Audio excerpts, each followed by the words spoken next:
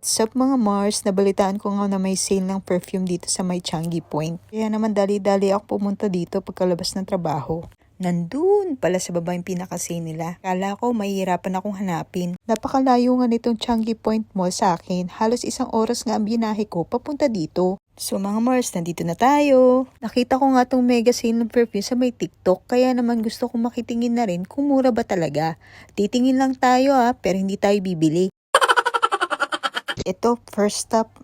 Pero hindi ko masyadong kilala to Pero mukhang mura naman siya. $7 lang isa.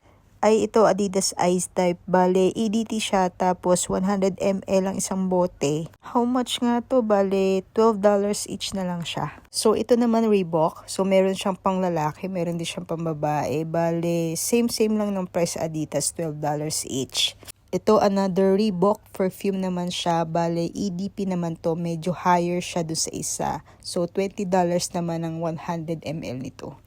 Ay, ito Kenzo. Meron nga isang klase ng pabango nito na nabanguhan talaga ako. Pero hindi ito yun So, how much nga siya? Bale, $85, 100 ml. Meron silang Polo, meron silang Versace, and din silang Dolce & Gabbana. So, lahat ng to, bale, 100 ml, $85 ang isa.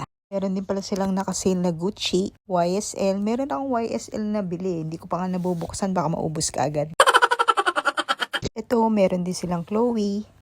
Meron din Coach. Meron din silang Versace, Dylan Purple. Ito pang babae ito guys. Hindi naman halata no? Ito, another Versace. And another one.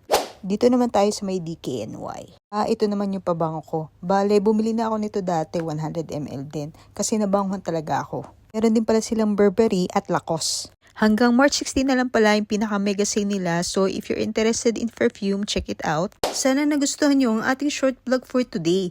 Kita-kita na lang ulit tayo mga Mars. Hanggang sa muli. Bye!